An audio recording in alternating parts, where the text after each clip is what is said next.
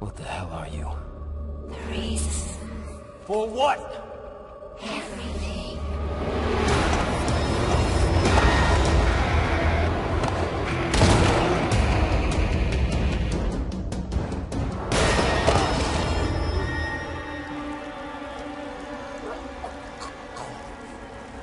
You hurt me.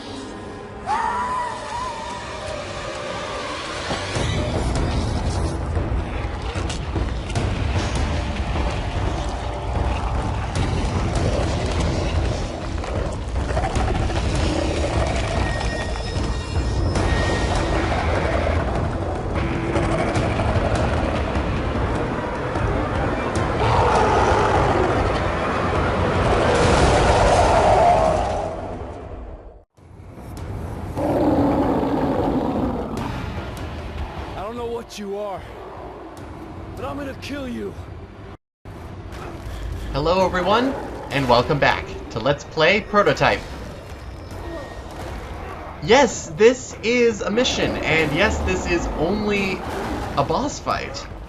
There's a weird difference, because even when we were fighting the last boss, Captain Cross, we had mission before we actually got to Captain Cross.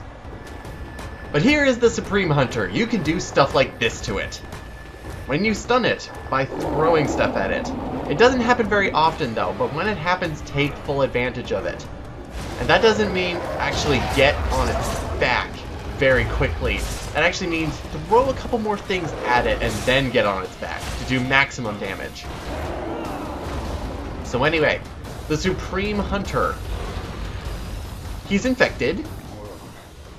We need to finish this big guy. And as the fight goes on, everything gets a lot more hectic and messed up.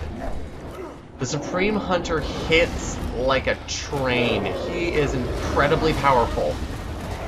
And that's mainly all that he has going for him, but honestly, it's enough in order to make this boss fight a little bit hard. To take him down, you really have to be able to pull out a lot of really damaging moves, and the most damaging move is to use the environment around you. It's a little bit larger than when you were fighting Captain Cross, but not that large, especially with what shows up soon enough. First we have the infected, but well, we'll have more people show up later. So throwing is your best friend, because you do not want to get close to this guy ever. He will take you down, and especially when you don't have a lot of health like I do, he will take down either up to a half or 3/4 of your health. So really make use of your health easily. Jarheads. It's about time.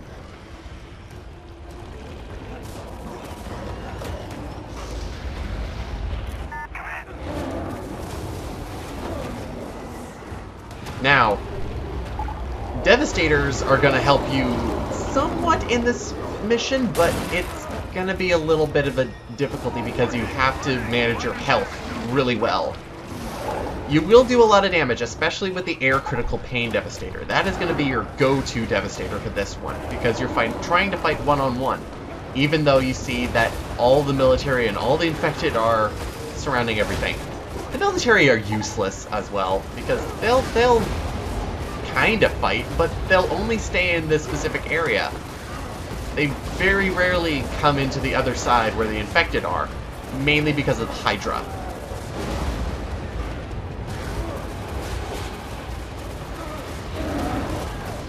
Now, in terms of other strategies in order to take down the Supreme Hunter, other than throwing things, throwing is honestly the best way of taking this guy down. But whenever he starts attacking you and does a big huge flurry like regular hunters will do, he will get tired for a little bit, and at that point that's when you can get up close and strike him for a little bit. But I find that to be incredibly risky, especially when he seems to be a lot more aggressive on hard difficulty. So yeah, you could go in full close combat in terms of using the blade, because you need the speed. And honestly, I would use the armor, but of course, dive rolling and being able to move slightly faster is going to be better for me than using the full armor. Because I lose that speed advantage, and I also lose the dive roll. Also, I should mention is that the Supreme Hunter can use a lot of abilities that you can use. Mainly throwing abilities, but also ground spikes. Don't get caught by the ground spike, ever. It's very easy to dodge, especially when the main thing about this mission is moving around. Don't stop moving. If you stop moving, the chances are you're gonna die.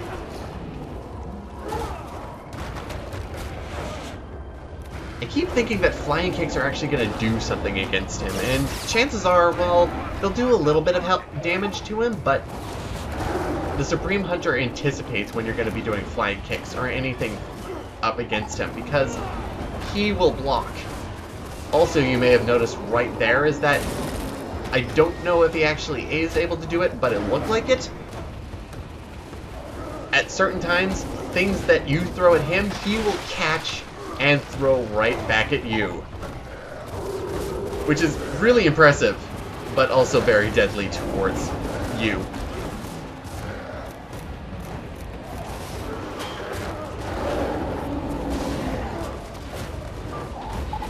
In terms of the other enemies around here, getting rid of the Hydra is actually a little bit helpful to get rid of some much needed room, or to gain much needed room for mobility, because the Hydras are going to be the enemies that are going to be in your way more than the Supreme Hunter, if anything. Because they like sweeping around, they like jabbing at you, they have an incredible reach.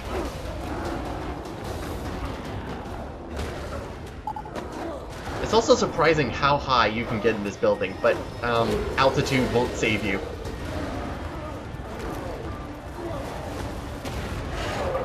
Also, in terms of my examination into terms that are used in this game simply for the player's benefit, they don't use the term Supreme Hunter in the game at all, except for in terms of text. I don't think they even talk about the Supreme Hunter after this either. It just kind of shows up because you injected Elizabeth Green with the wonderful super cancer that was, I think, made out of your cancer? The cancer plot difference is kind of annoying. Another thing about using Devastators is that the Supreme Hunter does not stay stunned. He will come after you, even when you're still in the animation. So be prepared when you're using the Devastator that you don't lose so much health that he can take you down right afterwards. Take it slow, take it methodically, and you should be able to get through this boss fight with very little in terms of scratches or a lot of deaths. Because there we go.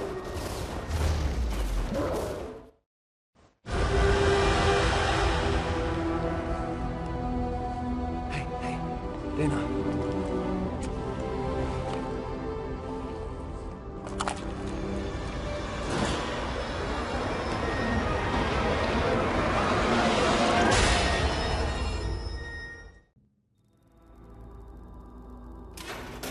What happened?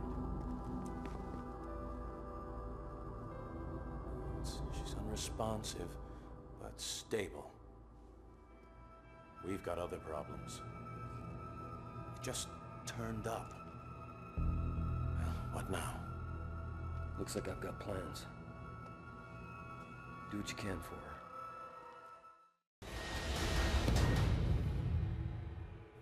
And that is it. That was our second boss fight. Actually.